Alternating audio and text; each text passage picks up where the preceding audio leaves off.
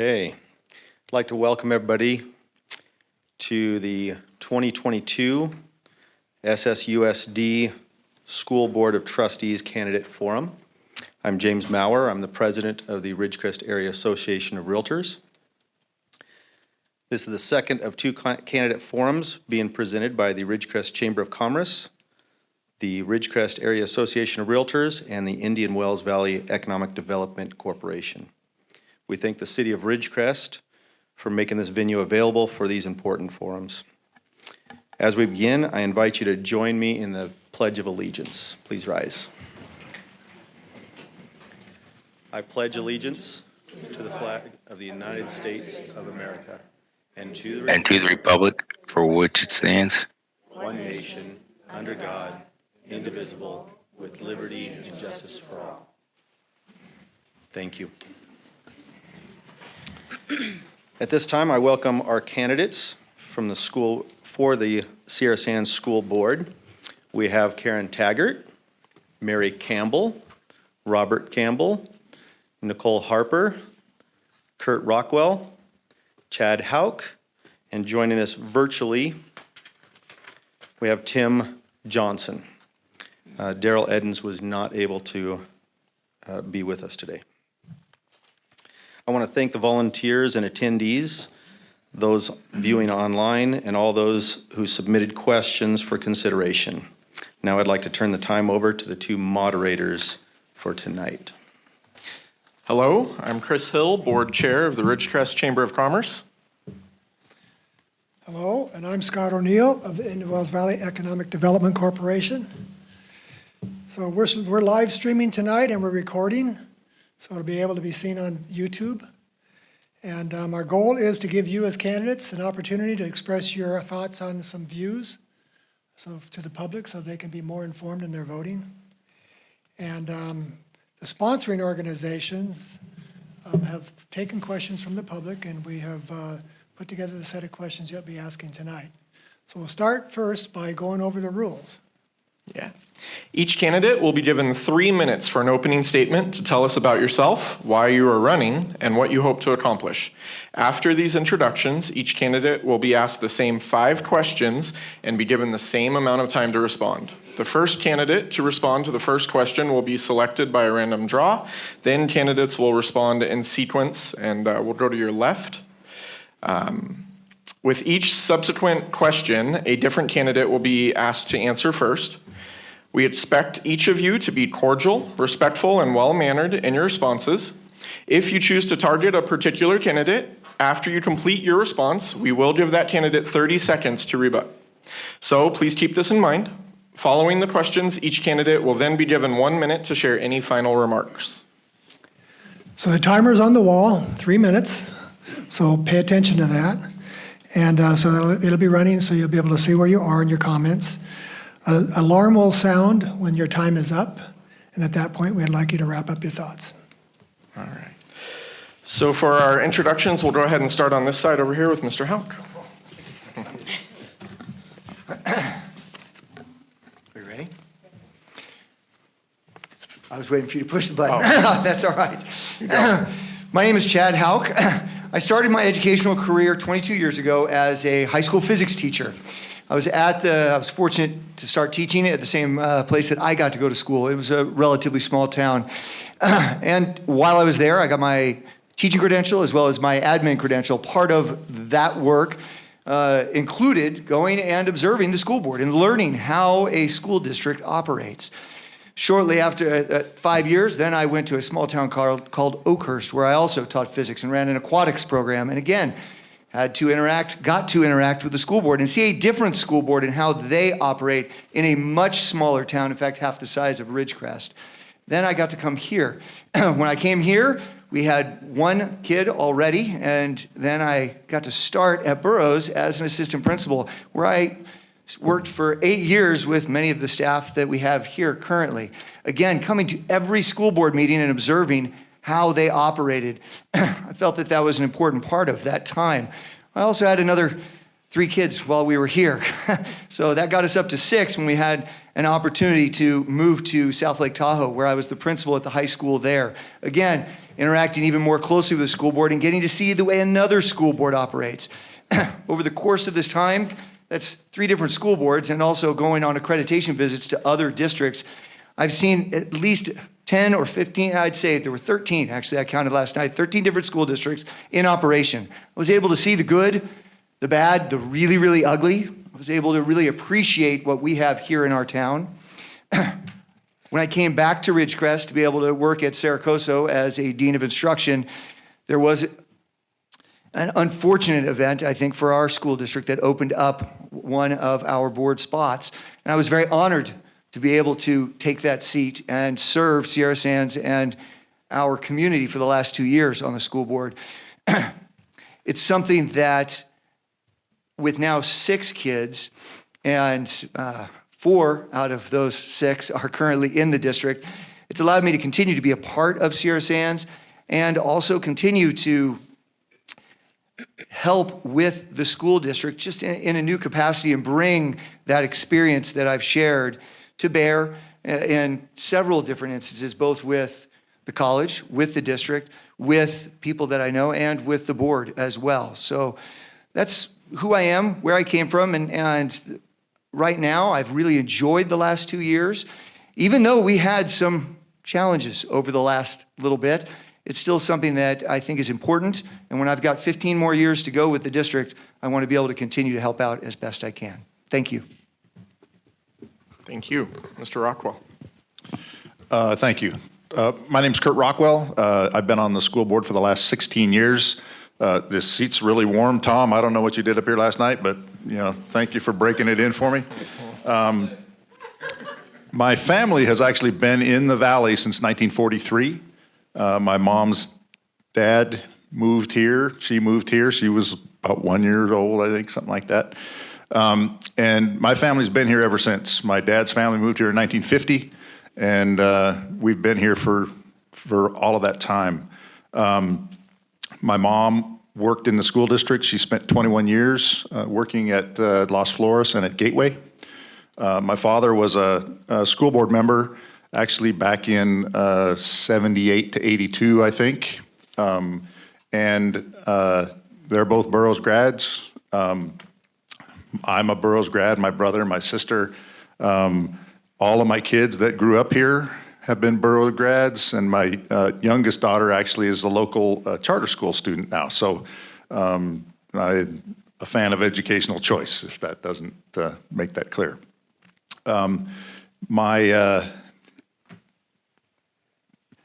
My education is, I've got probably the best educational document I have is my Burroughs High School diploma, but I also have a bachelor's in mechanical engineering from UC Davis and a master's in business administration from UCLA. So I have an educational background that I think brings some diversity and some help to the board. I've also done a lot of work across the country. I've had jobs in private industry, in the industrial sector, on both coasts and up and down California. And I have spent the last 20 years on the base doing project and program management, doing business operations, and I'm currently in charge of making sure all of the information technology infrastructure gets appropriately implemented in all of the $3.5 billion worth of earthquake equipment construction going on the base. So those kinds of experiences that I've had, I think I can take that knowledge, that experience, and I think over the last 16 years, I've put that into my efforts on the board to, I think, to the benefit of our kids. Like I said, I've been on the board for 16 years. It's an honor to have been on the board. I've also put a lot of blood, sweat, and tears in those 16 years, and am proud of the work that we've done. When we go to CSBA, the California School Board Association Conference, people commend us, many people commend us for the strength of our board and what we do for our kids. Thanks. Thank you, Mr. Rockwell. Ms. Harper. I'm a 44.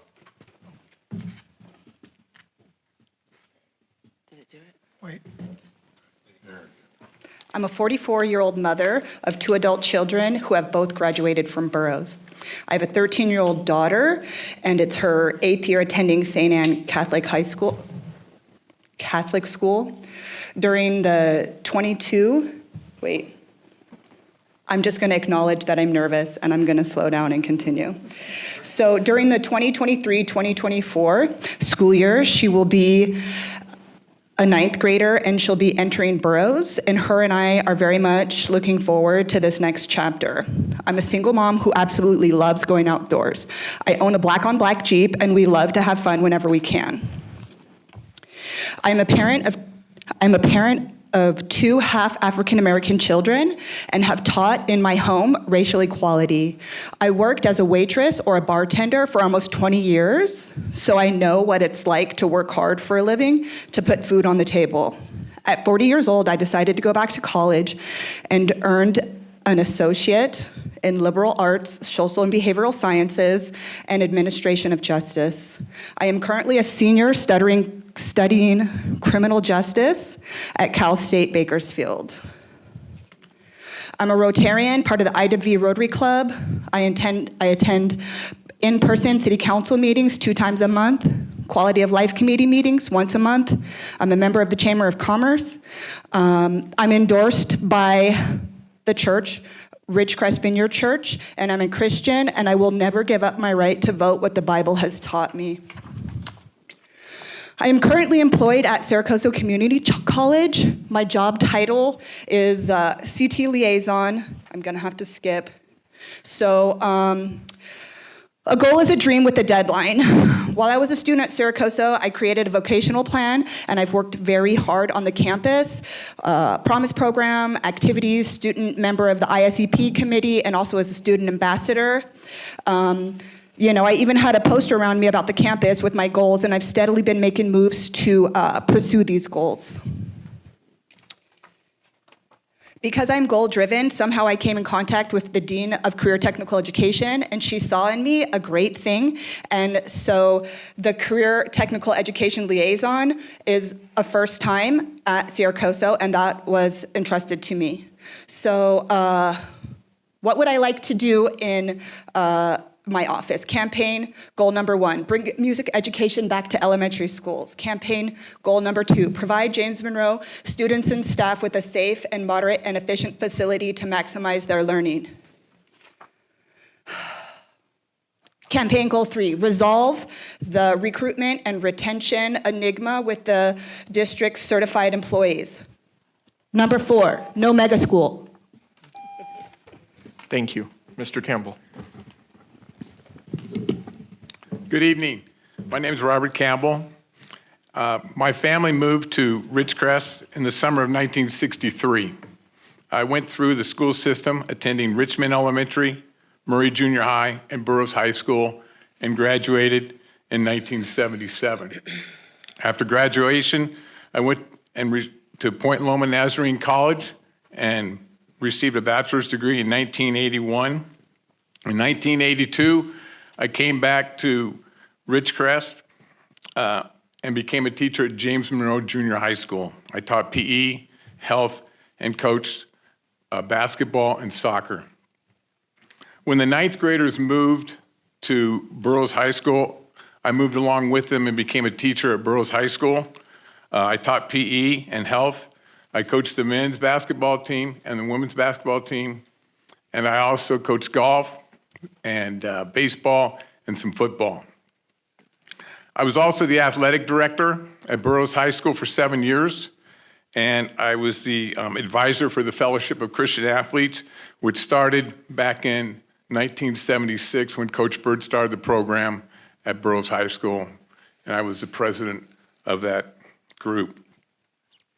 After Burroughs, I went over to Mesquite High School and became the independent study teacher for 3 years, and finished my career in 2021 with a job I never thought I would have, and that was Zoom PE at Burroughs High School.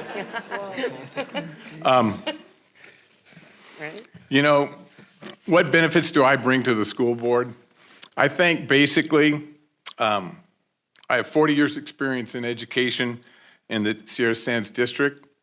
I've been retired now for a year, and that allows me the opportunity to be available, interact with the school district and different schools in our valley.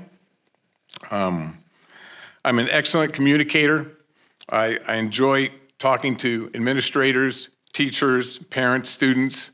I know the people on the school board, and I also know our superintendent, Dr. Ostash, and his staff. I've had 2 children graduate from Burroughs High School, and I have 2 grandchildren right now in our school system, and 1 more on the way to be involved. I have a strong desire to actively listen, to communicate concerns regarding education, communicate with all stakeholders, and use common sense to make good decisions for our schools. Thank you. Thank you. Mrs. Campbell. Hi. Hello, everyone. I'm Mary Campbell. I am the youngest of 6. I have 5 older brothers, and 3 of them went to the Vietnam War. So my parents, if they were with us today, my mom would be 101, my dad would be 103. So I was born a little later in our family. My dad was an electrical contractor in LA, and he owned his own business. When he retired, we came down here to Inyakern, and he had 160 acres, and he turned that into a big alfalfa field, Leroy's Ranch. That was my maiden name. So I officially moved to Kern County when I was in 10th grade and went to Burroughs High School. Met my high school sweetheart in my senior year, and we married. I married Mike Campbell, not Robert Campbell, but we married in '88, and his dad, obviously, well, not obviously, but worked on base as a computer scientist. His mother, Guinevere Campbell, worked at Murray as a history and English teacher. Mike and I have 3 kids. Our oldest daughter, Gina, married Matthew Pruitt, and they have a 7-year-old daughter. And Gina Pruitt is Mrs. Pruitt over at Pierce Elementary doing 1st grade. So and her kids love her, and she loves her kids. My daughter, Jacqueline, the middle one, she's an acupuncturist and emphasis on holistic Chinese medicine. And we just got back down from Mount Whitney on Tuesday, so it was cool. Able to walk in here without blisters, woohoo. So my son, Mark, he still lives here in the district, or not in Kern County, and he actually works for Desert Garage Door and extremely values. He's done a few jobs around and values the small business owner in our town, being Desert Garage Door. So our entire family graduated from Sierra Sands Unified School District at Burroughs High School. I'm running, I feel like I'm qualified. I know I'm qualified for this position because I taught in this district for 23 years. I mainly taught elementary, K1, and the 1-2 combo, which in my opinion, I think combos are for fast foods, not for the classrooms, but that's okay. Sometimes it works, sometimes it doesn't, but it is a lot of work. So I did both. I also did, was amazing opportunity to teach in the middle school and watch some of my 1st graders come up as 7th graders. And once they're a sloth, they're still a sloth. So it's all good. And kids are kids, and every kid's different. So anyways, I was able to teach 7th grade life science at 1 year at Old Murray and 3 years at the New Murray. So it was wonderful for that. I also feel like I'm boots on the ground, an advocate for teachers. Appreciate it. Sorry. Ms. Taggart. So I moved to Ridgecrest in 1989. I grew up all over the South, Texas, Alabama, Missouri, kind of all over the place. Moved back to California when I was 13. I grew up down in Huntington Beach. I graduated high school there, went to all 4 years there. Came up here, ended up married to my husband, who actually works for the district as well, my ex-husband now. We have 2 kids who both graduated from Burroughs. My daughter is now a nurse. My son is working for Michael J's painting. He's done a bunch of the different construction trades and that. I've served for the last 7 years on the Kern County Animal Services Commission, so I have a little bit of experience on, serving on a board and kind of knowing how the inner workings of it are.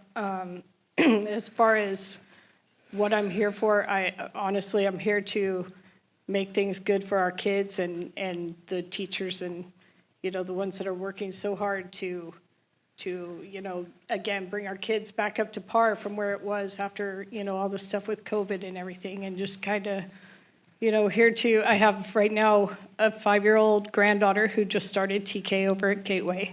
I have another granddaughter that will be following behind her eventually.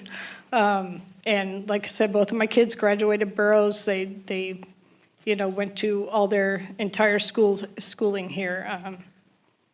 Just like I said, just here to advocate for our kids and our teachers and hopefully gain everything back that we've lost throughout this COVID stuff. Yeah. Thank you. Thank you. Okay, we're going to jump into it.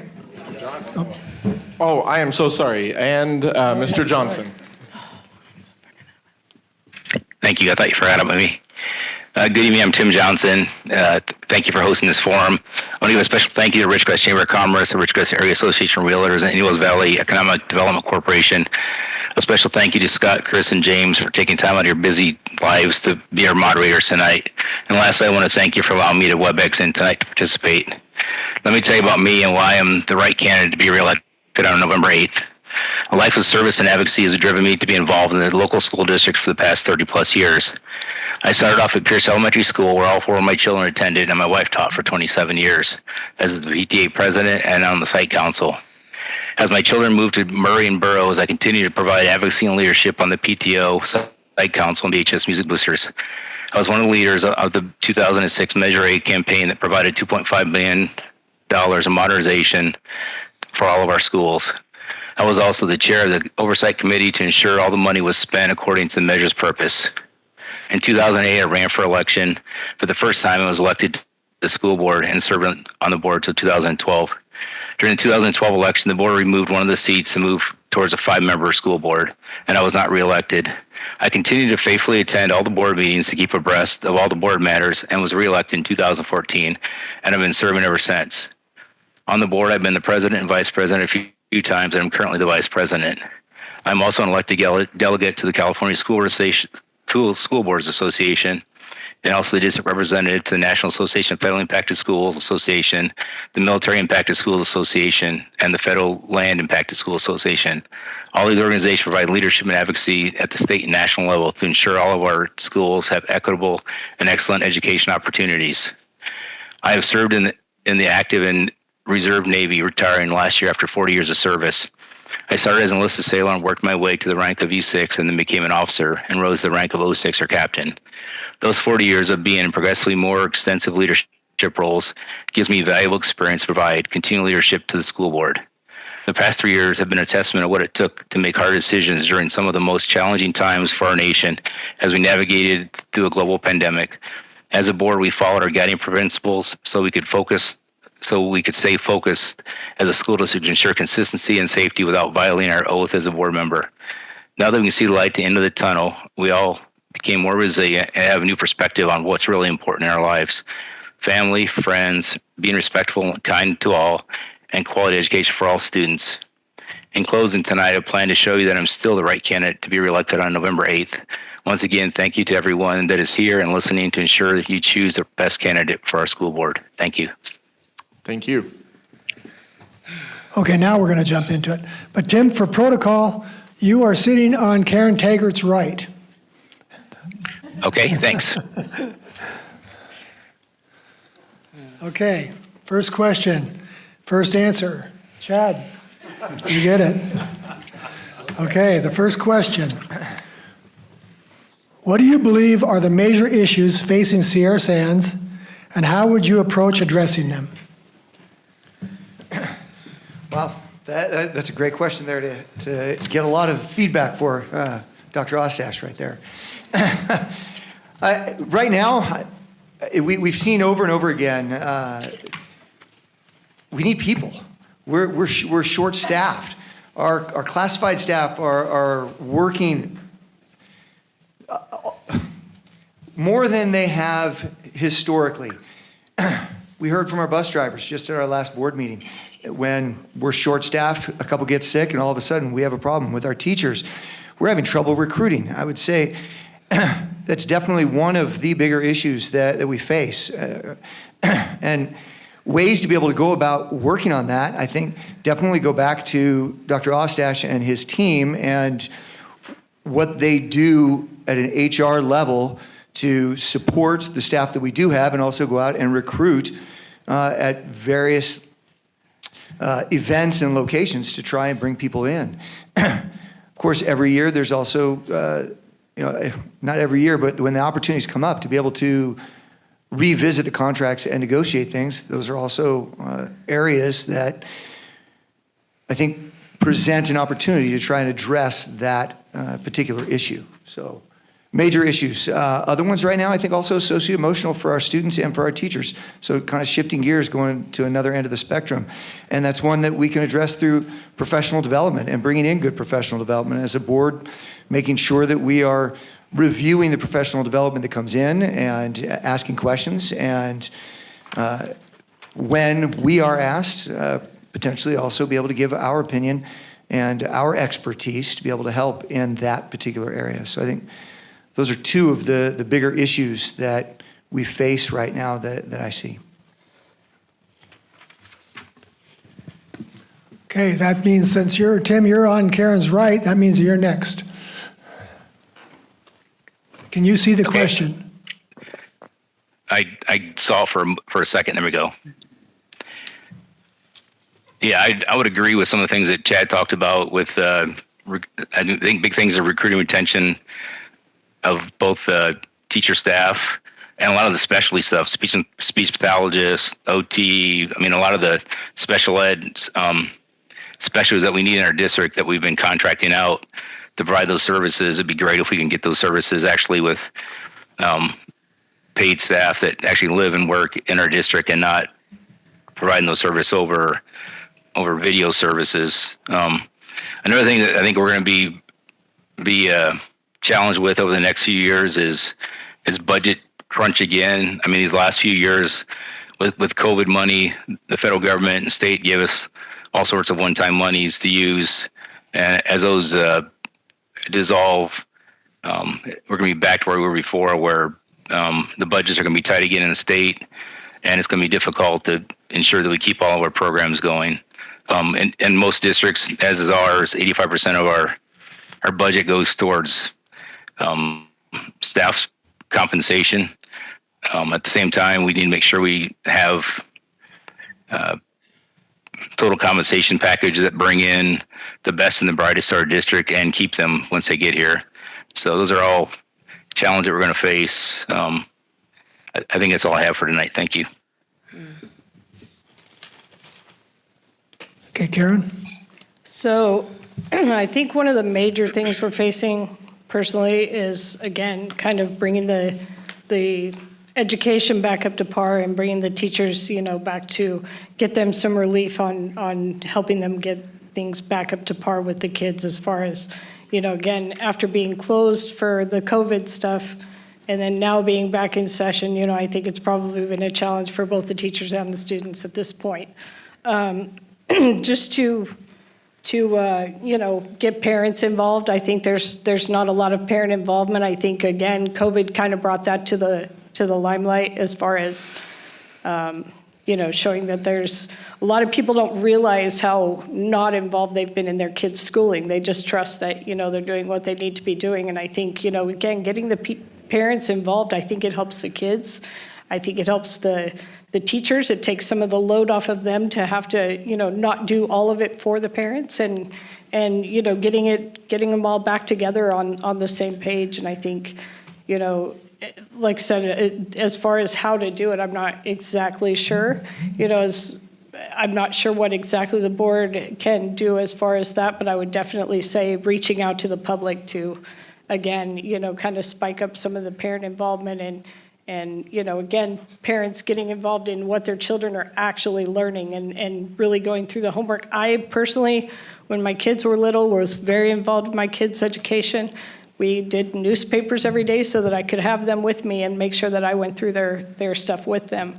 And so for me, it's kind of second nature, but I think for a lot of parents, with everybody being so busy in life, that it's gotten to where it's not such a, easy thing for people to stay involved. And I think if we could figure out a way to kind of, work together with the teachers and the parents to get that going, I think it'd be great for the kids and the teachers. Great. Mary? Hi. Let's see, definitely the short on staff, especially when a teacher has, heaven forbid they stay home because they're coming out both ends or whatever, and it does happen.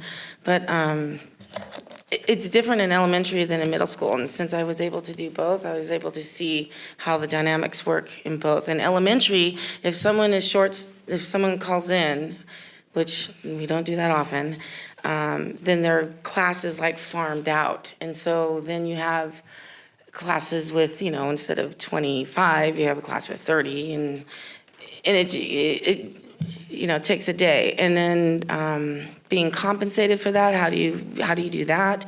In middle school, the way they do that is they ask the teacher on their prep period if they will take over, and then they get like an hour, I forget what we get for that. But compensation, I think, is important, and being aware of those teachers that are always stepping up to the plate and taking that extra class and taking those extra kids in. Also, discipline. When I was teaching, the last thing I wanted to do was to discipline. I tell my kids, I don't want to discipline. We just want to learn in here instead of discipline. And it's like, so where do we draw the line? When they start destroying things or hitting teachers or hitting other kids, it's like, where do we draw the line? How long do we have to have a child in there that just seems to needs a little more help on respect? Also, too, I remember back in the day when we had a music teacher. She would come in once a week for 40 minutes, and it was just like, because I couldn't read a note if you put it in front of me. But it was just amazing, and she knew, and she taught the kids how to write notes on the little bars, and it was 40 minutes once a week, and it was just amazing. And those kids, those little first graders, just absorbed it, and then apparently we got rid of those. Also, I missed the DARE program. Where's the DARE program? I went to middle school the last 4 years, but I think that's important for our officers to be in our classrooms, just to kind of maybe bring a little bit of the riffraff down. So, thank you. Okay, Robert. Boy, that's a big question. We have a lot of major issues. Like Dr. Houck said, getting teachers to come to Ridgecrest has always been an issue. I got a call at the beginning of the school year this year from Mrs. Cope asking me to sub as a math teacher, and that's a challenge. We were looking for 2 math teachers still at the beginning of the year for Burroughs High School. I looked at the website just today, and it still shows up there. We need a teacher for PE at Monroe. We need an elementary TK teacher, a school psychologist, a special ed coordinator, and a speech therapist, and our certificated staff. And our classified, we need paraprofessionals, we need a custodian at Richmond, and still an LVN. I'm not sure, some of the closing dates were right around the end of September and some in early October, but those are big issues. Our sub list is kind of small. So we need to figure out a way to get people to come to Ridgecrest and stay in Ridgecrest. We have a bus shortage. We talked about that the last school board meeting. It's tough. Bus drivers are making $18.65 an hour, and I know you got to negotiate a salary, but hopefully we can get something going and get that squared away. My next issue is maintenance to keep the schools doing well in our buildings, and also we have 2 brand new schools, or possibly 1 school and 1 remodel coming up. If you look at Murray Middle School costs $40 to $45 million. Richmond is going to cost somewhere around $90 million. The Navy's going to pay hopefully 80% of that, but we have to come up with 20%. That's a lot of money, and that's a big issue on hand. Whether we end up deciding to get a new school for Pierce or remodelization, that's coming down the line after Richmond. I hear that they hope to break ground in Richmond, hopefully in a couple months, when I was talking to Mr. Coit. You know, just 9 months ago, the school inflation construction went up 20%, and it now costs $1,000 per square foot to build a school. That's a lot of money. We can always work on class size. We can work on salaries. These are things that would hopefully be something that we can work on.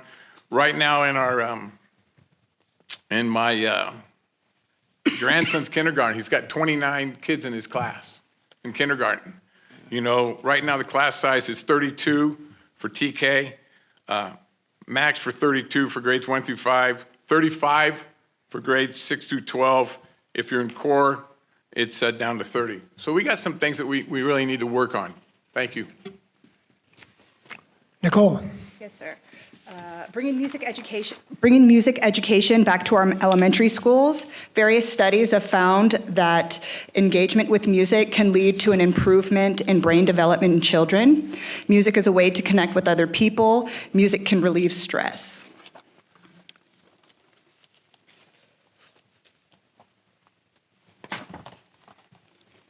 Provide James Monroe students and staff with a safe, modern, and efficient facility to maximize their learning. In criminal justice, there's a theory and an experiment that can describe what I'm trying to say in a small amount of time. Zimbardo's broken window experiment, 1969. One unrepaired broken window is a signal that no one cares, and so breaking more windows costs nothing. Unattended disorder with the physical infrastructure and the social disorder, if nobody cares, children are more likely to leave a mess around, not really pay attention, and just be really wiggly. This has created a spiral of decline within Monroe. The solution is found in the broken window theory, Wilson and Kelling, 1982. Monitoring and maintaining neighborhoods, or schools for that matter, in a well-ordered condition should reduce both social and physical disorder, as well as the escalation into spiral decline. Let's work together to find a solution for Monroe. Resolve the recruitment and retention enigma with the district's classified employees. The solution I propose can also be found in criminal justice. It's a 4-stage process, and the acronym is SARA. It's a process. Scan. Identify potential problems. Analyze. Determine the scope, nature, and cause of the problem. Respond. Develop a strategy to address the problem. Assess. Evaluate the effectiveness of the response. Help me improve SSUSD by voting me in today. No mega school. Fact. Presently, during a workshop that was held on September 7th, there was made mention of represented democracy, right?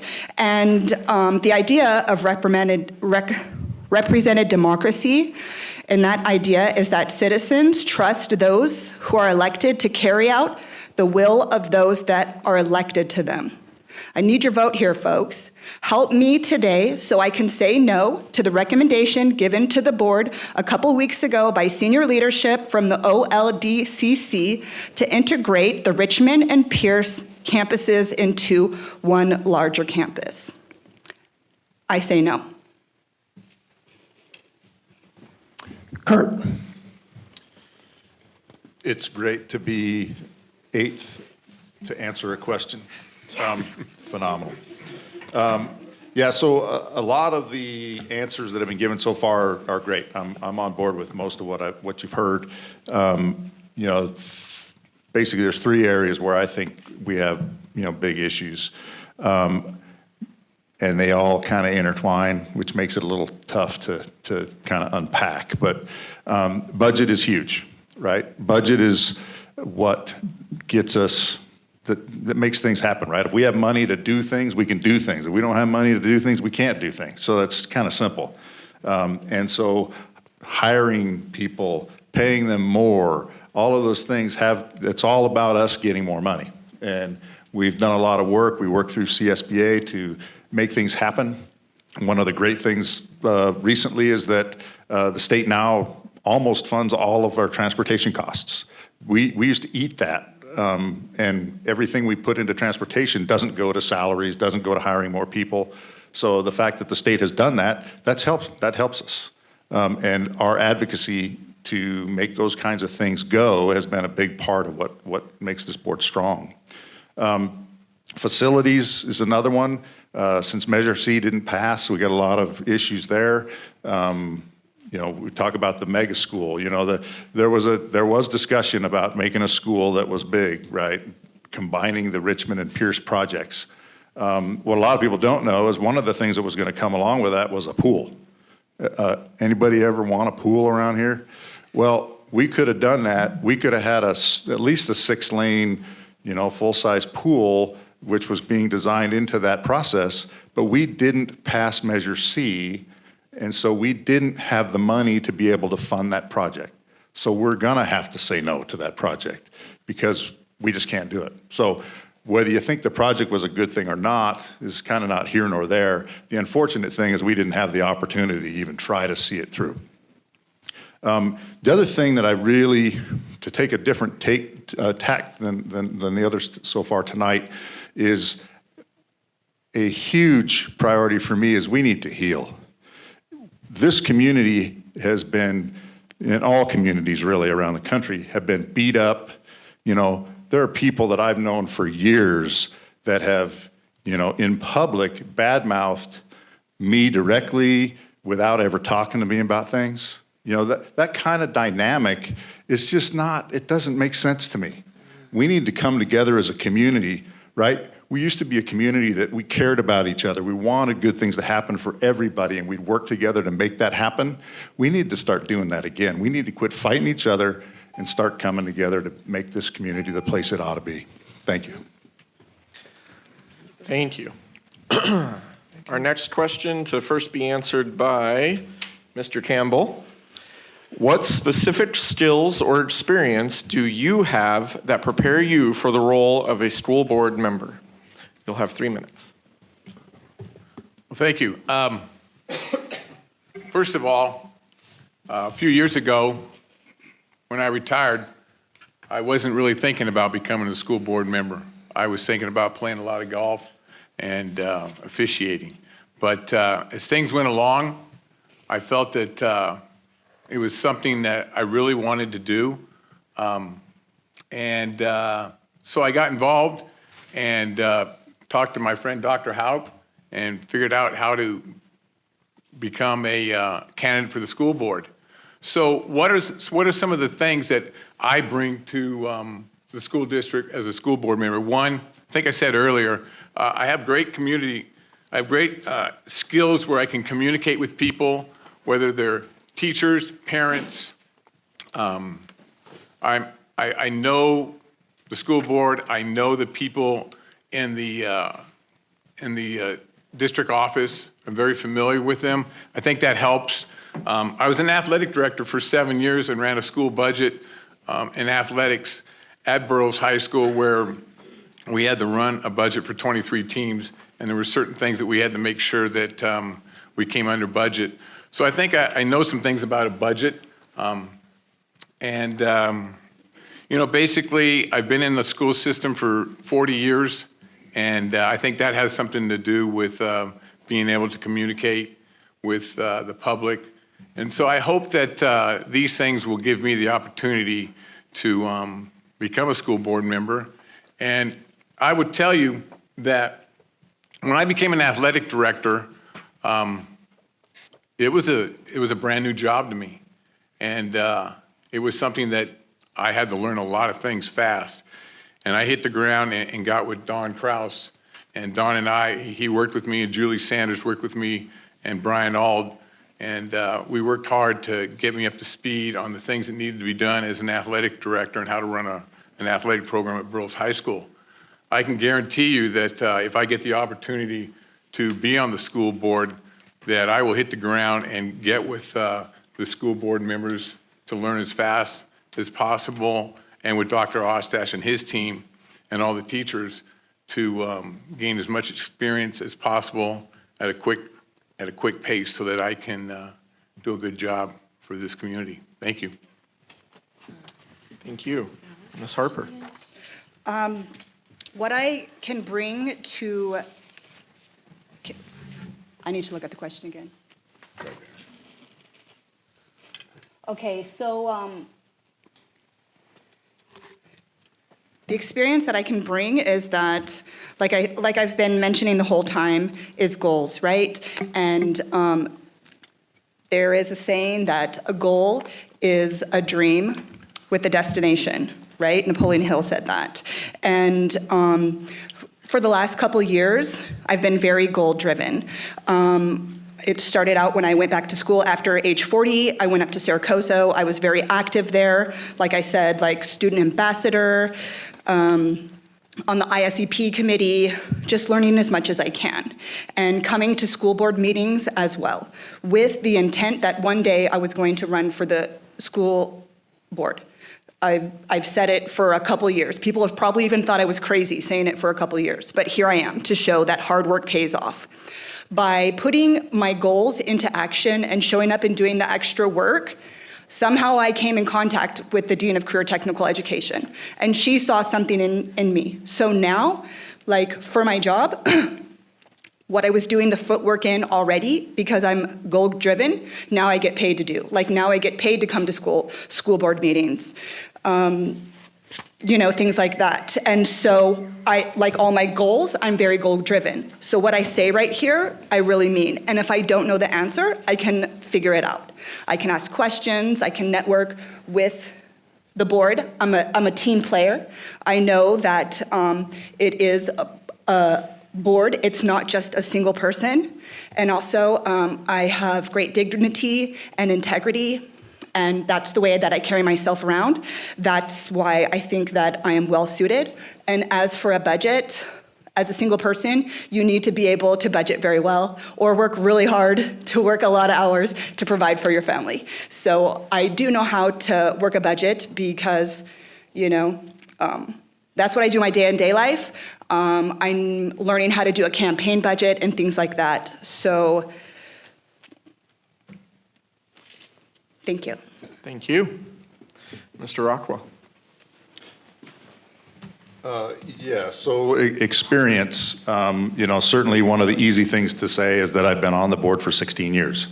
I came back to this town after spending about 16 years away after I graduated from Burroughs. Came back in 2002 and immediately was asked by a bunch of friends of mine who were administrators and teachers in the district to run. The board at that time had a mix of members who were Sierra Sands board members and some that were also at the same time on the charter school board. Conflict of interest, a lot of people were upset, and so that sort of motivated me to get going. And so I've been actually on the board for 16 years, but I've been involved in board business and you know, sitting out where you are and trying to have a voice in running this district for 20 years as a result. I have a lot of education that has helped me be able to frame the problems that the board has in a way that is where I can help develop solutions. I actually, 2001, I spent a year kind of making a big career change and trying to figure out what I wanted to do with my life when I grew up. And I spent a year as a substitute teacher. So I taught from Head Start age through high school and everywhere in between. And I guess what I would have to say is all you middle school teachers, you are saints, based on that experience.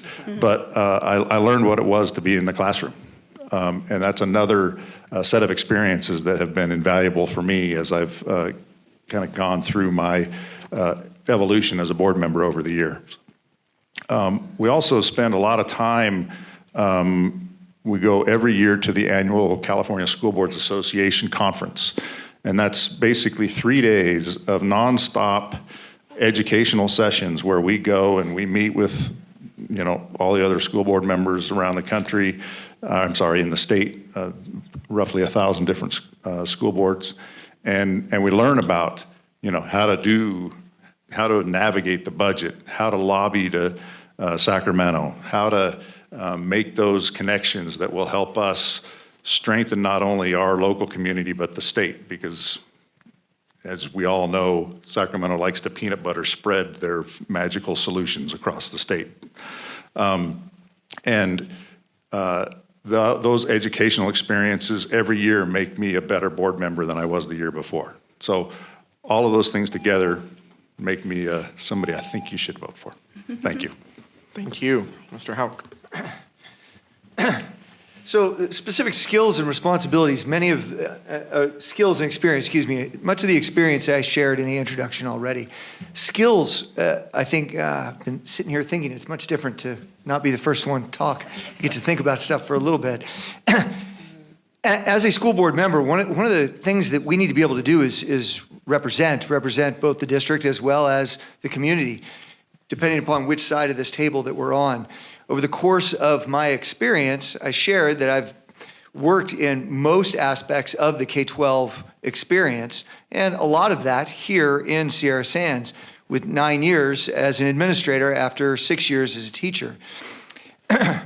Knowing what happens on both sides, that experience adds to the skills that I can bring, both for reviewing board packets, board policy, interacting with our staff, interacting with our community. These are skills that I have developed over time as an educator. I continue to develop as an educator and as a student.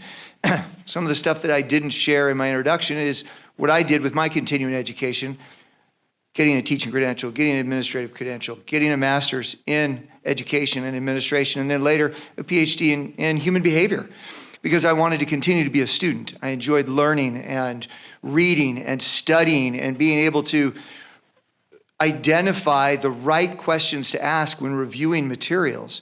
And that's another skill that a board member needs to be able to have. There's a lot of what we do on a monthly basis is review and provide governance and oversight for what Dr. Ostash and his team and the rest of the district are trying to accomplish. And those are all things that have been a part of my experience. And now that I'm Vice President of Finance and Administrative Services at Saracoso Community College, I've got another new skill that comes in that taps into some of the budgeting things that we've talked about, that I see it from a whole new perspective and can bring that to it as well. And then a final experience that I know everybody here to some level is a parent. I'm a parent that currently has kids in the district, and I alluded to 15 more years earlier, but just to make that clear, my youngest hasn't started yet, so I've got a long way to go, and yet one just graduated from Burroughs and is now at Saracoso, so I've got that full gamut, and that experience is also something that I think is very important to be able to bring to this. So as I'm running for re-election and wanting to stay on the school board and continue to bring that experience as both an educator and a parent to be able to help our schools and our community. Thank you. Mr. Johnson. Do you need the question repeated? You can see it? Okay. It just popped up. Thank you. So for me, I think my experience starts back from when I was a child. My father was on the local school board in Michigan, and my mom was a teacher for her whole career. So my first experiences of working with the school district was running the duplicator machine for her, making the mimeographs as a child, in the closet with a little machine that went around and around, and the smell from that would not do good things for your brain probably. All four of my kids grew up they all were born in Ridgecrest. They all have gone to school through the system. They're all Burroughs graduates. My wife was a teacher for 27 years in the district, and my daughter now is a speech and language pathologist for the school district. So it keeps me engaged, and my 3 grandkids are still little, so they'll be in the system shortly. I think one thing I bring experience-wise and specific skills is my military connectiveness. Serving in the military for 40 years, we have a whole population of students and families in Ridgecrest and on China Lake that need a voice on the board that supports them and their needs. It's a completely different world being a child that moves every couple of years to new schools and gets involved with what's going on to navigate the system. And I think my experiences, my connections through the military and through the leadership on the base helps me be that connected person that is a unique experience that I bring to the board. Some back to education-wise, since everybody else talked about it, I have a bachelor's degree in electrical engineering from Cal State Northridge. I actually started at Saracosa when I was in the Navy and got my associate's degree there. And then over the next 10 years, I finished up my bachelor's in electrical engineering through Northridge. And then I also went to test pilot school as civilian back in 1992. So those are great leadership skills and training efforts that I did. Some other things, I got my master's in governance training through Cal State, through the California School Board Association. Actually, everybody sitting on the board, actually the previous board before Mr. Helk, Dr. Helk came on, we all went to master's in governance training together as a unit to learn the best practices for running a school district and a school board. So that's one great thing that we all were exposed to. As part of NAFIS, some of the experience we bring there, the National Association of Fed Went Back to School, in the advocacy role, I get to advocate for all the military-connected schools and the federal lands around the country that are impacted by federal land that doesn't provide taxes to our school districts, to include visiting Congressman's office. Dr. Ossash and I were back in D.C. 2 weeks ago, and we actually went into Congressman McCarthy's office to get his endorsement on supporting impact aid. He's a big proponent of impact aid, and we continue to go back there to ensure that that money continues to flow to all the school districts around the country that are impacted by federal land. Mr. Johnson, your 3 minutes are up. Thank you. Thank you. Ms. Taggart. So for experience, like I said, I raised 2 kids who, grew up in Ridgecrest, went their whole entire school careers through Sierra Sands. Both graduated. My daughter's now a nurse. Like I said, my son is working in various construction industries. I think being involved with their schooling kind of gave me a lot of insight into what goes on and what needs to happen as far as being part of helping them learn. I think communicating with parents, other parents, and being able to relate to them and not just talk at them, but to talk with them, I think is a good skill to have as far as that as well. I have the ability to learn and to adapt to things. I've actually done my own career-wise. I started out, I was delivering newspapers for years. As my kids got older and could kind of, be a little more on their own, I moved into being a registered veterinary technician. I first did my certified vet assistant, then I did my registered veterinary technician. And then I've also, before that, had done my emergency medical technician. I got my license for that. I got my license for phlebotomy. I've done a lot of educational stuff myself. It's more, not so much the degrees, but the certifications for different careers and that. So I've, had a good bit of, working and educating myself even. Again, I enjoy the learning process of it. And also, I also substituted for a while doing paraprofessional and noon duty at the Sierra Sands schools as well when my kids were small.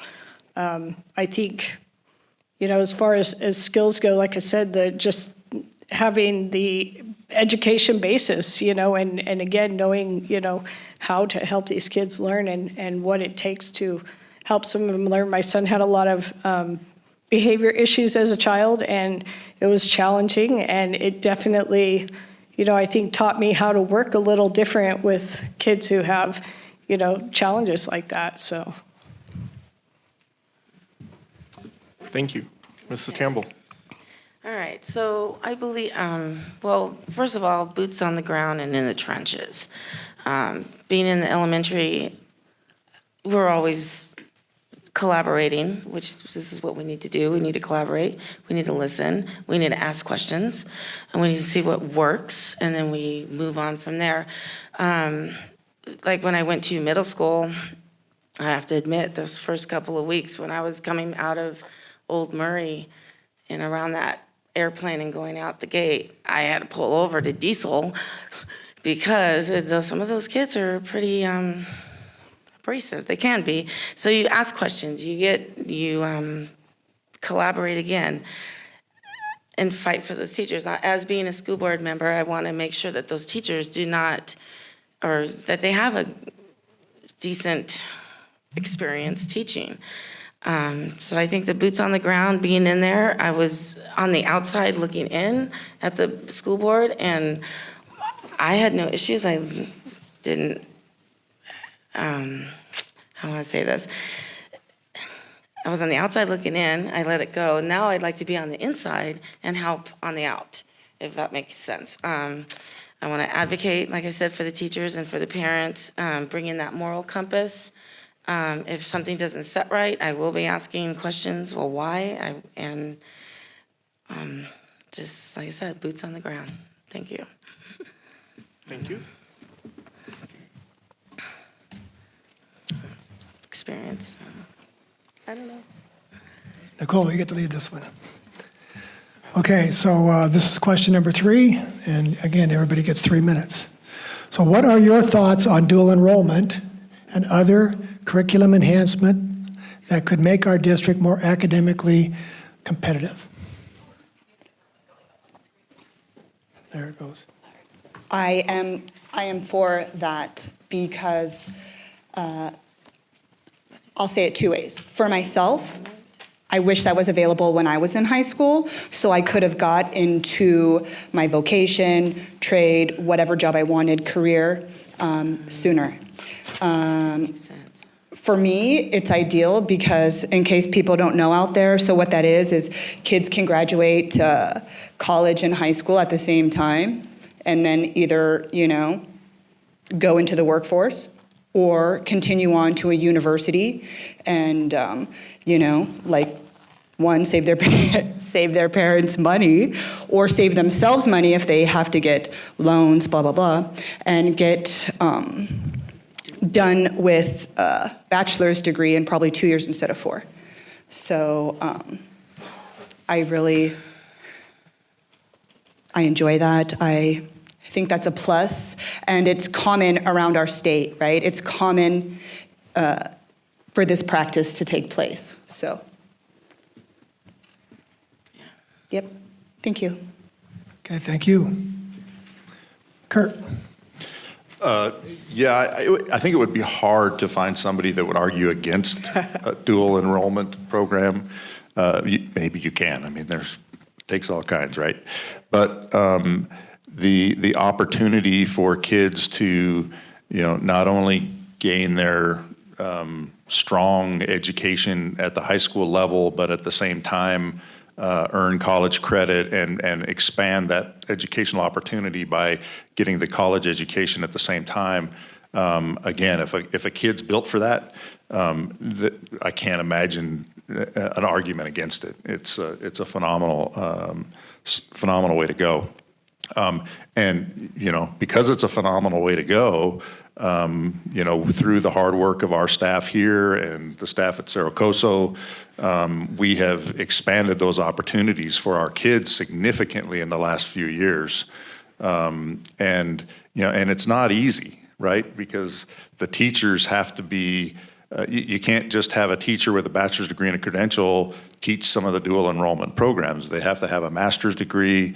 They have to have additional certification to be able to teach those classes and provide those opportunities. So, when we talk about having a hard time getting teachers, getting staff, and then, telling them that if they want to be a part of providing these additional opportunities, they have to get more education.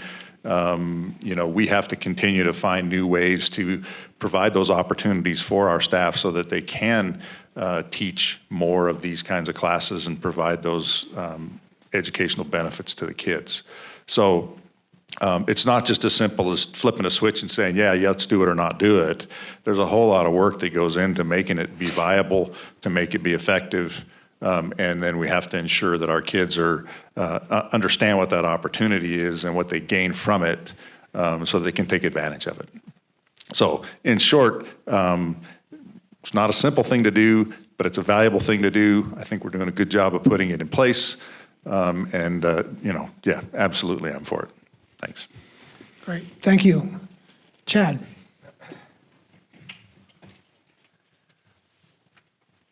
Started and it's not going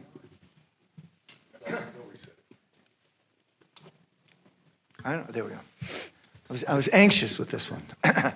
I wonder why. This particular question,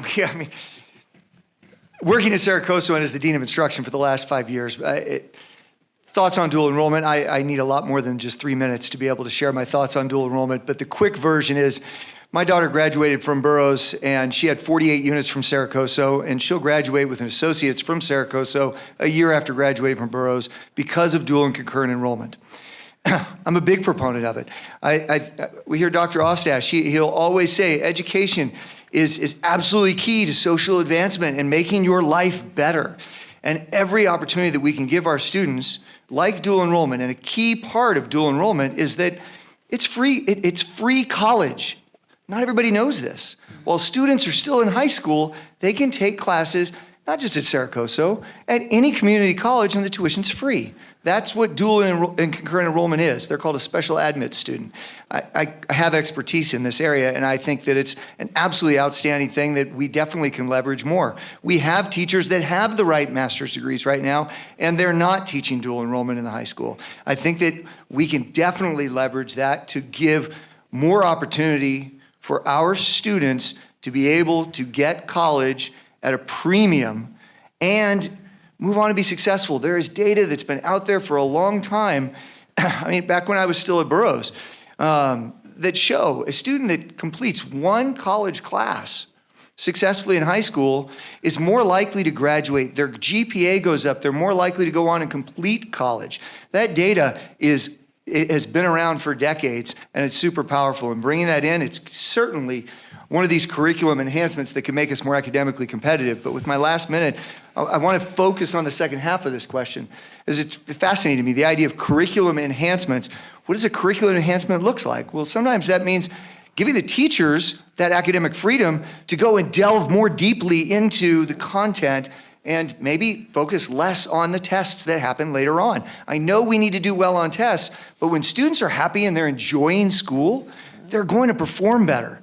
So sometimes something that can make us more academically competitive is also the culture and the environment that's in our schools. How do we help our students enjoy what they're doing and enjoy being there? When they're happy, the teachers are happy, and everybody performs better. So maybe an unorthodox way of looking at this concept of curricular enhancements, but what can we do to support our teachers to help make it more fun for our students? If they're enjoying it, they're going to be more academically competitive, and we'll start to have more students going on to higher education, and that is one of those big measures of academic competitiveness.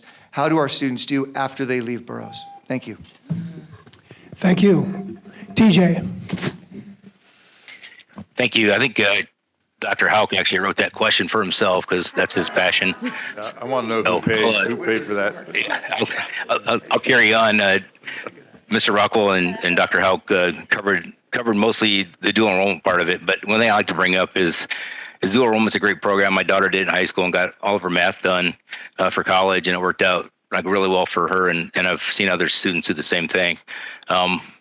One thing it does do is competitive against our advanced placement tests and advanced placement programs. So some of the credentialing you need for AP, you don't need, or some of the stuff you need for dual enrollment, you don't need for AP. So that may be a staffing issue. So since some other curricular enhancements I like to talk about and make us more competitive, our CTE programs, our career technical education programs, are one of our gemstones at our middle and high schools. these pathways provide insight and opportunities for students who are pursuing college-ready track, as well as a vocational career track.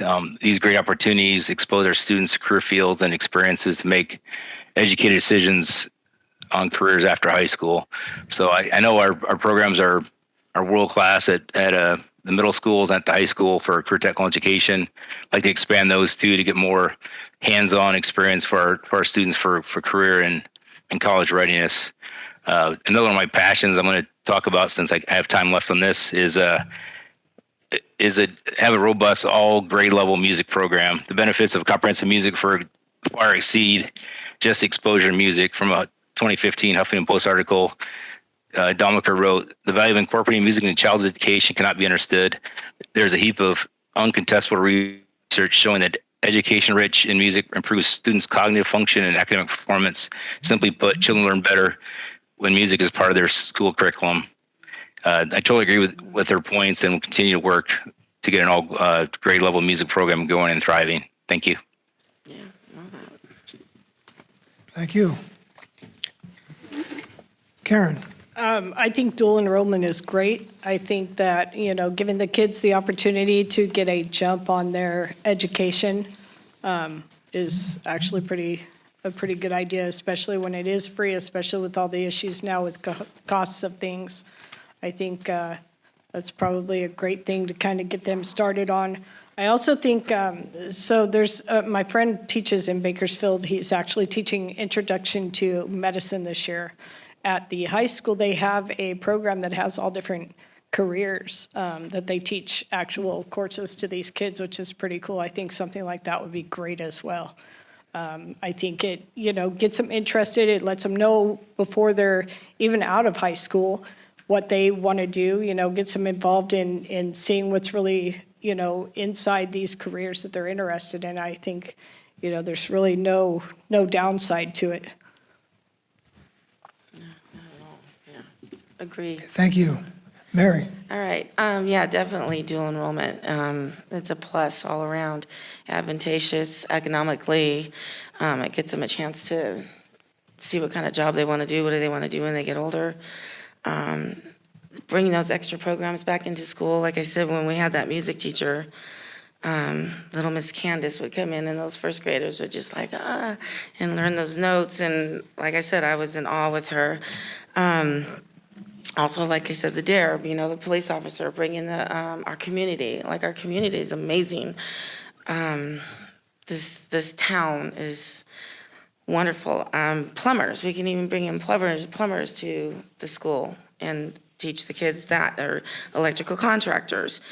But yeah, all the extra programs to supplement and enrich our students, definitely. I think we still have woodshop and wet welding at Burroughs, I think, because I know Mark enjoys that a lot. But then it's hard to weld when you're on screen, like with the pandemic. That was hard to do. Also, when I did the 7th grade life science, it was my 4th year, and that was the year I retired. And I was able to get through the curriculum. The kids were learning, and I added like a little extra STEM project in there with about plastics, because I was like, guys, look how much plastics. And so I had them bring in just anything. And like, why does blueberries have to be in plastic? And we would ask those questions, but kind of getting off topic. But yes, definitely dual enrollment, and bring in those extra people from our community to teach even small business owners, restaurants, Desert Garage Door, like where Mark works. But yeah, what do kids want to do? Then it gets them excited. It kind of gives them the mundane of doing work all day in the school. But thank you. Great, thank you. Robert? Dual enrollment.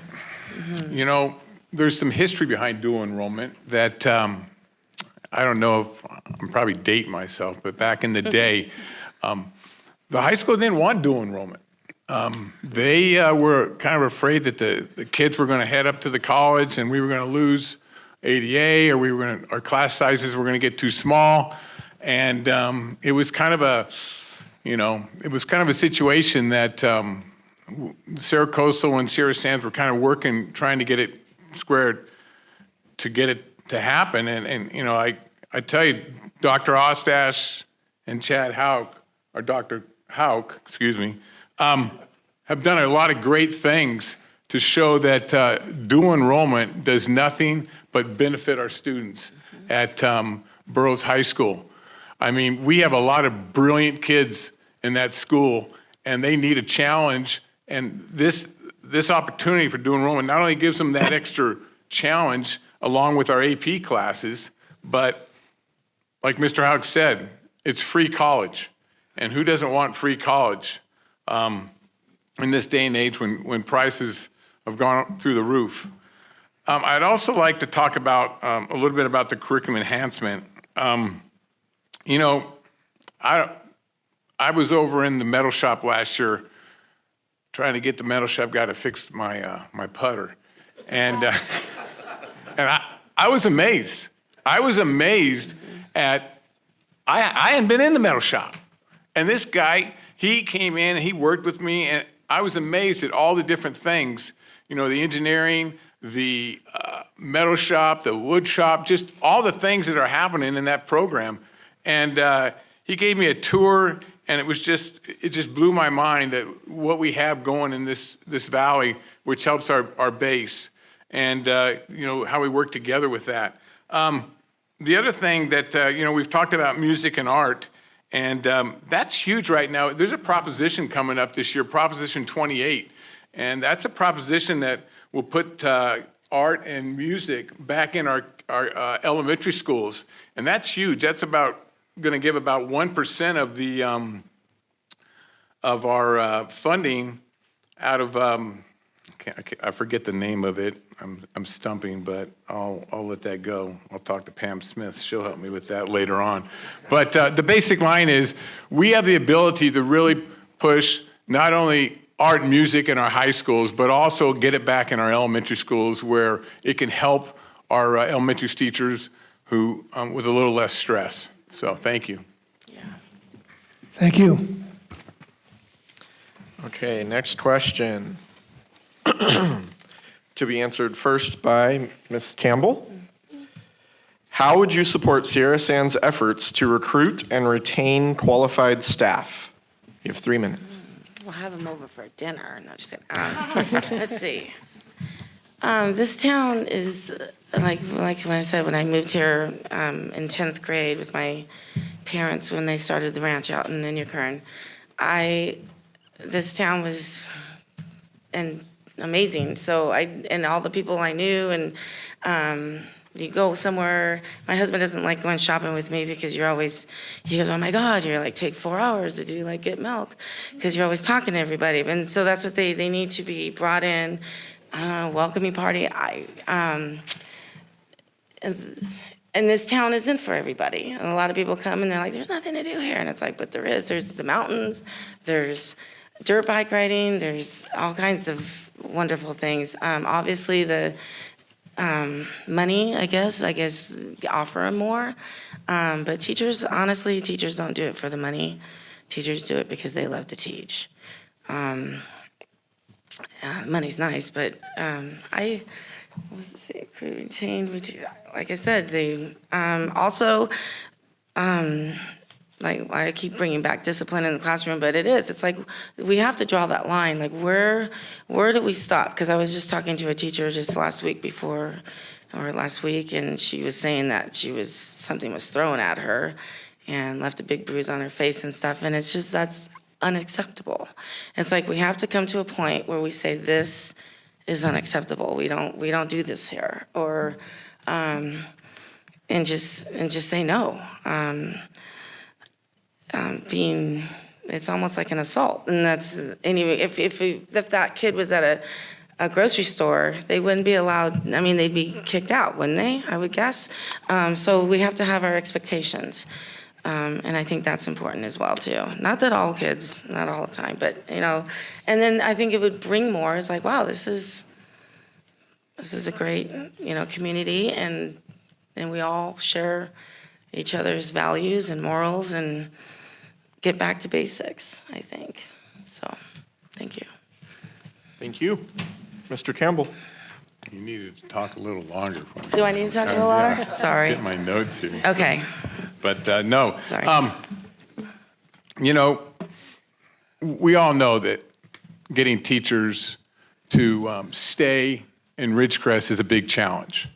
And we're still trying to figure out the magic desert air to get them to stay, I think. You know, it took me a while, but when I came back from San Diego and brought my wife here, she was a little concerned.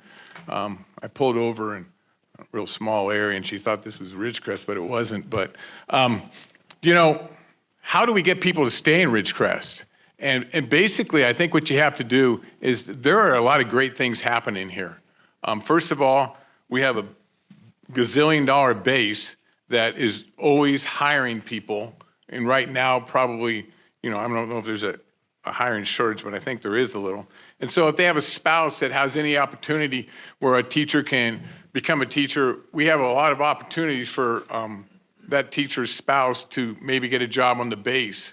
And that's a huge thing where I think we can help each other out with the base and the school district. Number two, we have a great community college up on the hill. And if you have kids that are in school, what a better idea to sell the aspect that, hey, we'd love to have you come to Burroughs or to one of our elementary schools or junior highs and teach. And by the way, we have a community college up there if you have any children as they're getting older that can go right into school and get a great education at a pretty small price. So that's something that I think we have to sell is we have things here for our teachers, not just the ability to teach in our schools. We have great kids. We have great kids in our schools. We have great teachers. And I think our teachers realize that when we get new teachers, they welcome them with open arms. They want these teachers to stay here. You know, I like I said, I was teaching math, and they asked me to come back. I think it was 3 weeks later, and there was some new people there already. I'm going, man, what's going on? And so, yeah, this is a problem, and I think we just have to keep working on these things that I just talked about to help keep our teachers in this valley. Thank you. Thank you. Ms. Harper. Thank you, sir. I think that the best way to support efforts to recruit and retain highly qualified, very awesome teachers to the districts, for one, would be community partnerships with dual enrollment to recruit and retain the best of the best highly trained staff, because if they already have a master's, then they can have a broader scope that they would be able to teach our students. And it's my understanding that when you have a master's and you teach college classes, I think your pay scale increases, so maybe there's an incentive in that. I don't know. I'm just shooting from the hip with this one. Also, to promote within the district, to offer compensation that would, it would be enticing for, like, say, there's compensation offered for people to go higher and earn their masters. Then we would have more qualified staff, which could equal more qualified pay, et cetera. Also, job fairs and social media. Like, let's really start gearing towards job fairs, social media, and reaching outside of the Sierra Sands School District and try to start hooking them and reeling them into our wonderful community. Thank you. Thank you. Mr. Rockwell. Yeah, so there's a few things that come to mind. First of all, the problem we're having isn't unique to the Indian Wells Valley, right? It's nationwide. I think it's a lot of the things that people have mentioned so far. It's that being in a classroom is a lot harder now than it used to be. Frankly, I think a lot of parents don't parent the way they should, and that's why the kids are, a little off the rails sometimes, where we have discipline problems that we didn't have 10 years ago, 20 years ago. And so it's a hard place to be, but that's not just here, that's across the nation. There's nowhere in the country where we pay teachers enough. But, we spend over 80% of our budget on people. And that leaves 20% for books and programs and busing and, all those other things that we need to do to make the educational situation what it needs to be. So those are hard things, right? So I think there's a couple things we can do. One thing I just, hearing this question got me thinking, we go recruit. We go out to colleges, and I think we focus on colleges that are typically more, have a demographic around them much more like Ridgecrest than, I don't think we go to La Jolla to recruit. I don't think we go to New York City, right? I think we go to Wyoming or UC Davis or, the places that really make, Montana, the places that really make sense.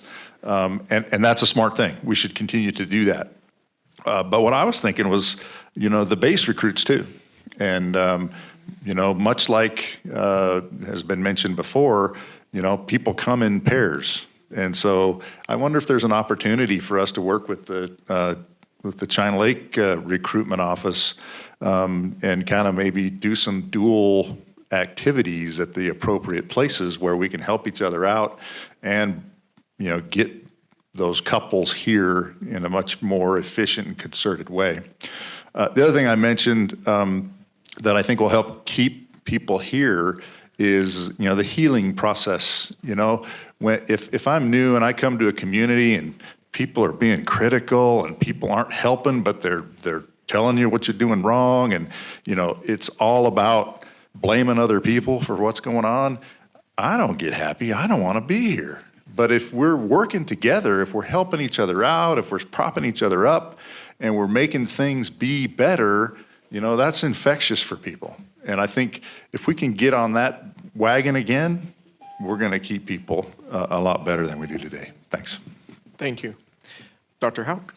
So 2 parts to this, the recruit and retain. Yes, we go out, we recruit. It's not just going to places that are like us. It's also being able to offer a total compensation package and be able to sell a compensation package that gives a certain quality of life. So while it is hard to get people to come here, what we do have and we can leverage is a relatively affordable quality of life if you don't take into account the challenge with housing. And we see this with our students at the college, and I'm sure we see it with new teachers as well.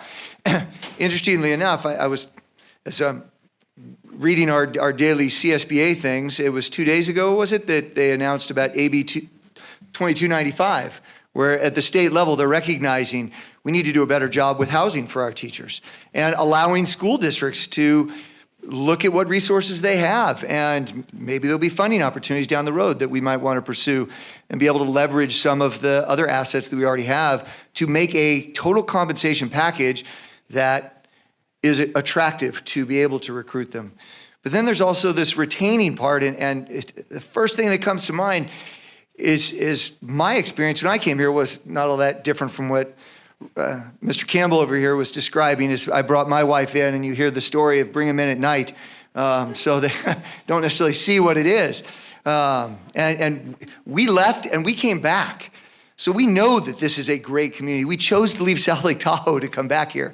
So how do we go about selling that kind of stuff? Well, it's about relationships. I mean, you said have dinner. That's not a joke. No, Ernie Bell and Brian all did that for me when I came in, and Dave and Robert and several other guys. That instantly gave me a connection, and that was a key part of a collaboration that was happening before COVID that had the base and the hospital, and I believe Mr. O'Neill, you all were a part of that with the college, where we were trying to recreate something that had happened over in the Point Mugu area, where we get all of these major employers together and collaborate on how do we keep our teachers, how do we keep our employees, how do we grow from within, have people come back, like several of us here in the room have done later in life. There is another key aspect about retaining qualified teachers, and this I learned during my PhD, where my dissertation focused on professional development for teachers in classroom management. The number one reason for burnout is classroom management issues. And to what extent are we providing professional development for our teachers and giving them tools and skills that help them with classroom management, not just the school as a program, but individual things that they can use to help them work through that burnout. That's an area that I think definitely is something that I could do to help support, recruit, and retain teachers. Thank you. Thank you. Mr. Johnson. The goods and bads and being way at the end of the list of people. All good ideas from the rest of the candidates. I know I was a recruiter on the base for about 10 years, recruiting engineers, mostly all over the Southwest and Northwest, kind of the same kind of demographics that we have is bringing people from remote areas. One of my goals was when I was recruiting was trying to find, engineers, if their spouse was a teacher, to show them the opportunities they had at our school district at the same time we were recruiting for engineers. I think that's a great opportunity for the district. One of the difficulties is a lot of times that the career fairs for teachers are completely different weeks than the ones for the engineers on the base. So to marry those up to get people to go at the same time would be difficult to do without some pre-coordination with the college and university that we recruit at. Another challenge that everybody's having now is the mobile workforce. Hiring young people out of college, their idea of being dedicated to one organization is not the same as it was 20 or 30 years ago. The opportunities to move and be mobile via, telework opportunities or other things are more available now, and even more available now after COVID, and employers realizing the cost benefit and savings of having employees work from home wherever they're at, because you don't have to pay for facilities and that kind of thing. So that's one thing we need to figure out is how to get employees, back dedicated to their employers and stay once they're there. And that becomes with the retaining part, having quality work with a compensation package that is fair and equitable is always good to have. But also just I think people are more likely to stay if they feel like they're part of a team and part of a larger something larger than themselves. Being on a team that's making something productive, getting kids through the classroom and learning is always great. So that's one thing we need to work on. I think one benefit is with the, over $3 billion of new construction on the base and the new facilities. I think hopefully recruiting and retention on the base will be better in the future, and that will get us the opportunity to bring in spouses or family members of the people working on the base to be employees at the school district, which would be a great benefit for everybody. As Dr. Hauk said, AB 2295 actually got signed today by the governor, so that's affordable housing. It gives districts opportunity to do housing projects essentially on your school district property. You can use it for building houses where in the past you couldn't. So you could have co-located housing projects on your district for affordable housing for your staff and teachers. And I think that's all I have. Thank you. Thank you. Ms. Taggart. So I think it kind of boils down to we're having the same issue right now in the veterinary industry. We're having a really hard time recruiting doctors and keeping them, especially in Ridgecrest. I think one of the main things I think that's kind of brought some of our doctors to us is, well, partly we have, again, ones that are, married to people who work on the base, because a lot of times we get in ones that are military, they ship them out after 2-3 years and they're gone. But I think, with our particular place where I'm at now, I've been there 13 and a half years. I think it's making them feel that they're part of the family. Even the ones that leave, they get to where now they don't want to leave because they feel like they're part of, something bigger. And I think just having them feel comfortable with us and having them fit in, making an extra effort to kind of welcome them in. The other thing is, like with my particular job, I'm actually part of going around and doing some of the training in that. I help with, right now we just did, a few months ago, we did the Trona High School, went over and talk to kids about the career and about, recruiting them and getting them interested. And it was so cool because they had clear down to like 5th, 6th graders that we were going in there and talking to and getting them excited about careers in the veterinary industry, where it's not, necessarily a place people want to be these days. So I think that and again, attending some of the career, like the college, the career fairs and things like that. And I think just getting people inspired and getting the right people out there to, talk to these people about getting them excited about being part of the school system. I think that's what, is going to get them and keep them. And again, obviously, pay, things like that, incentives, it's, like I said, with trying to get people to Ridgecrest right now in particular, it's kind of tough, and so that's my take on it. Thank you. Great, thank you. Thank you.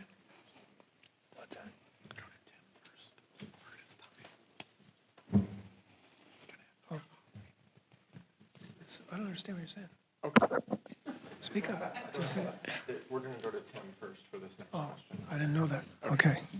Okay, Tim, you're first. You're on, okay? This is question number 5. What is your position on banning books in our school libraries? I think, in all honesty. Sorry. I thought. Oh, no, that's fine. We were going to go to Mr. Johnson first. Oh, gotcha. Perfect. What is my position on banning books in the school libraries? It's a good question. I think there are appropriate and inappropriate books for all levels of our students.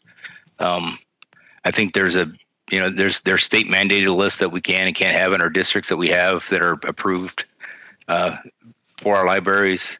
I think some of the books for older students, they can have more freedom of what they have in libraries, but for the younger students, I think it's our responsibility to ensure that what's available is appropriate for their grade level.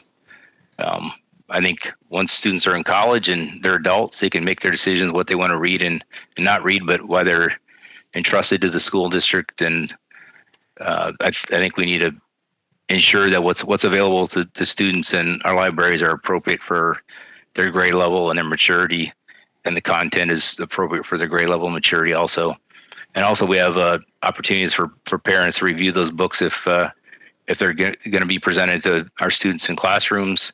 I know most of our programs, if there's books being read or reviewed, the parents have opportunity to review those books before we approve them at school board meetings. And also the parents always have the opportunity to opt out of reading books or being in programs if they don't feel it's appropriate for their child or for their family. Thank you. Thank you. Karen? Yes. So I think, honestly, the books should kind of be assessed as to, again, what's the content of them is. I don't think that we should just, take a book in and not know what we're letting these kids see and read. I think lately there's been a lot of inappropriate things that have been coming out with some of the other school districts, and I think that, again, it needs to be assessed, especially on an individual basis as far as age, and whether or not it is appropriate. Also, I think the parents should be involved again with, what their children are reading and what they feel is appropriate for their child, and I think they should have some say in that as well. I don't know if I necessarily believe in banning books, but I do think definitely there needs to be kind of a give and take of, figuring out which books are okay for our kids. Great, thank you. Mary? Okay, well, banning books. So if we're banning books, it's probably not good. Like the content is what I'm gathering here. And that brings back to, like I said, if my parents were still alive, my mom would be 101, my dad would be 103 right now. And I was brought up, there's certain things that, your parents, it goes back to the parents, let the parents teach those issues or whatever is going on. If it's reading, writing, math, and the basics, then that's, STEM projects and things like that, that's completely different. But the government mandating something for them to look at or read or giggle at or whatever in the classroom, it just, to me, that goes into your moral compass and your moral values. It has to be seriously addressed. Also, Kern County, if you think of Kern County, Bakersfield's part of us, is what I'm understanding, and so is San Bernardino. We're Ridgecrest. Why can't we decide what Ridgecrest wants to do? The government says, well, Kern County does this. Well, we're Ridgecrest. I mean, this is where we need to start saying, okay, well, we have enough government going on. It's like, it's our decision. It's the parents' decision. It's what we want our community to be. So banning books, I mean, I think those books need to be looked at. I mean, I don't know what kind of books they want to ban.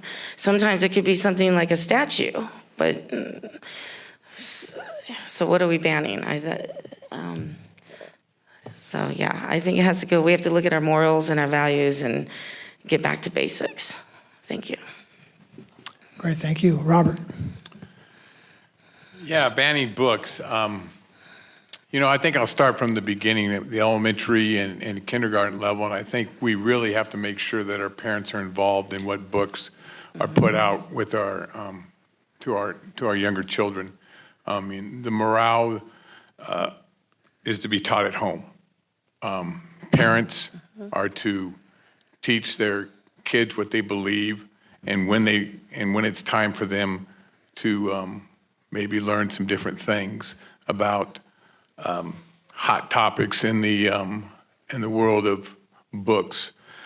As you get older and you get into high school, I know there's still two different sets of people out there. Probably one that is a little bit more liberal and feels that we can allow certain books in our schools, where maybe the other side is against the content that might be in some of the books that are being used in maybe different English classes.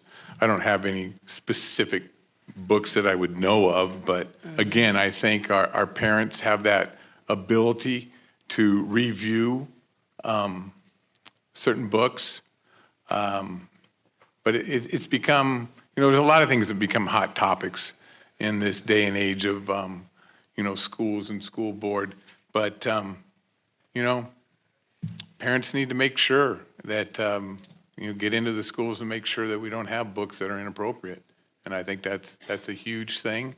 And again, content. That's the important part of what our students see in books, and we need to make sure that they're getting a good education with good morals. Thank you. Thank you. Nicole? Yes, sir. So it almost feels like this could almost borderline be like abated, right? Because it's a hot topic that's going on in the political realm of the United States right now. I'm sure everybody has been following this. But it is, on the other hand, something that needs to be addressed at the school board level as well, right? And I can definitely piggyback off of what every candidate is up here saying so far. And I definitely agree with everything that's been said. Like, when a child is over 18 and what they choose to expose themselves to or what they choose to read is on them. But when they are under the age of 18, I think it is our responsibility to govern the content that's in there and ask parents, administrators and staff, and just come together as the board and see what is appropriate. But then there's, like Karen had mentioned, the word banning is a very strong word to say, like banning a book from a library, because then maybe if there's I can't say that, say if there is a library and there's certain topics that say liberal values, morals, would approve of their children checking out. if the option is there, like a permission slip or something like that. So parents are well aware of what their child is indulging themselves in. That I could see as an option of maybe how that could be like inclusive of all thoughts, so that in things like that, but so people that do teach a different value set, more conservative, could have the options to say, no, child, not today. And that's my stand on that. Okay, thank you. Kurt? Can we go back? Can I answer question 4 instead? Is that- No, I guess if I had to make it simple, I would say, no, I'm against banning books. What I am not against is having parents have a voice in what their kids are reading or not reading. When I think of when I hear the term banning books, I think of, I don't know, Fahrenheit 451, and I think of back in the 30s, 40s, whatever, when things were just crazy about that kind of thing. And it seems like, from time to time we hear about, a little bit about that, not every year, but, every once in a while. And it seems to me that it's where I find it kind of shocking is, if today, we said we wanted to ban, I don't know, To Kill a Mockingbird or something like that, because there was something in there that offended us today. It just seems crazy to me, right? To me, it's, there is literature, there's thinking that's been going on for thousands of years, and all of that is stuff that we should be learning from. And so from that perspective, I don't see banning any books. On the other hand, to some extent, we've been banning books all along too, right? Is 50 Shades of Grey in our Burroughs High School library? Probably not, right? I hope not. So we do take care not to get crazy with what we put in our school libraries, right? So there's really just sort of this sliver of stuff that maybe some people think belongs in our schools, and that sliver maybe others think doesn't. And I think, the problem is I don't know how we manage that sliver. We can put more on our faculty, we can put more on our librarians, and we can maybe tag that sliver with, hey, these are books that you need your parents' permission to check out or something like that. So I think we need to take care with those, but I'm not sure how we do it. Because what we do is when we come up with new policies to deal with new problems like this, new problems, I mean, it's probably been around for decades and decades, but we tend to do things that add yet another task on our staff. And we need to be looking for ways to take tasking off of our staff because they're overworked and underpaid and they need a break. But having said that, to wrap it up, in general, I am against banning books, but we need parental voices in what their kids are reading. Thank you very much. Chad?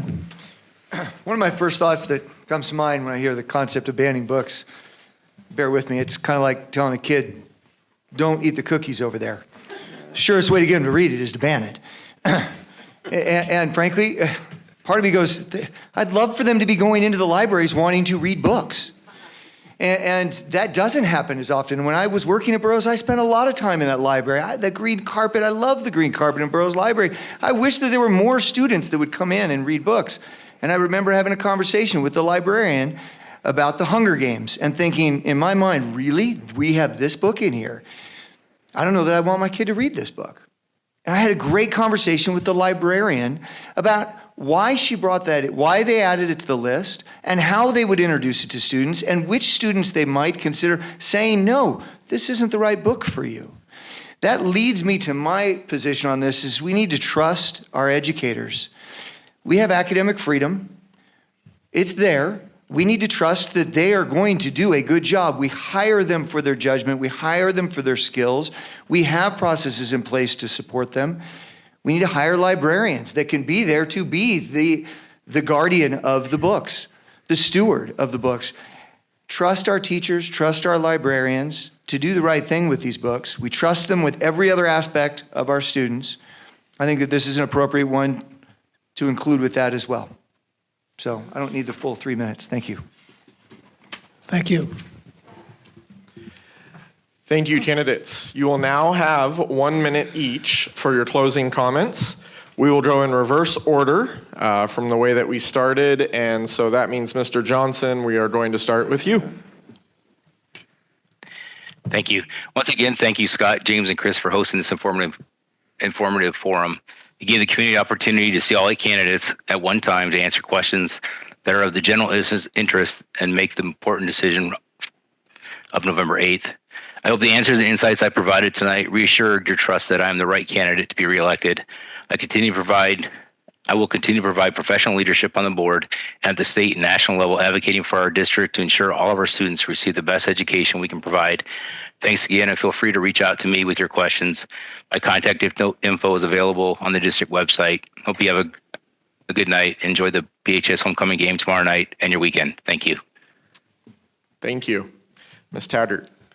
I just want to say that I'm up here and I'm willing to get out there and, work to get our kids in a good place, work to get our parents involved back in the schools, and, just get everybody back on the same page so we can get these kids back up to par and get them excited about school, excited about learning, and excited about where this world is going for a change. So I will say that I will do everything in my power to absolutely, listen and to take in what I hear from parents and do everything I can to help change some things. Thank you. Excellent. Mrs. Campbell. Yeah, and just to piggyback on that banning the book things, most kids can get what they want to get on their phones. So honestly, it's like good.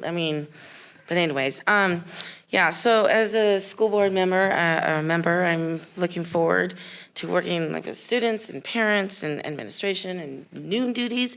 It's bus drivers, librarians, counselors, to communicate respectfully, make common sense decisions with our moral compass in mind, decisions that will benefit our Ridgecrest amazing community, and knowing where our tax dollars are going. So, thank you. November 8th.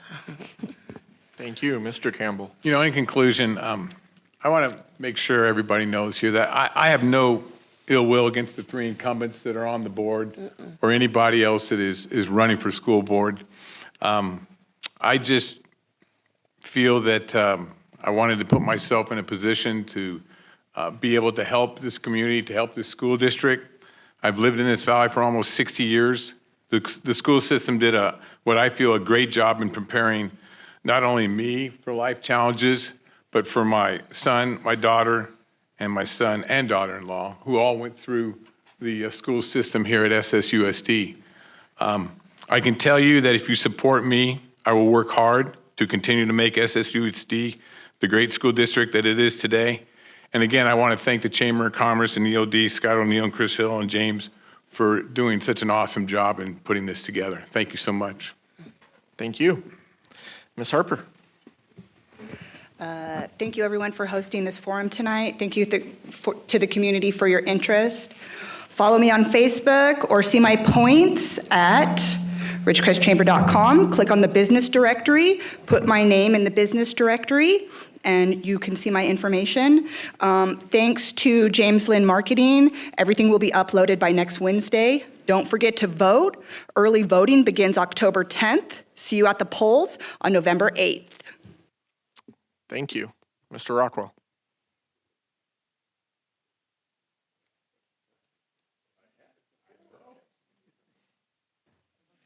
I did it. All right. Scott, Chris, James, Donna, everybody, thank you for pulling this together for tonight. And thank you all for sitting here and listening to us ramble on for the last hour and a half or so, and all of you out in TV land as well. And I think that's really important because I have to admit, a lot of these elections seem to be X number of votes per square footage of signage.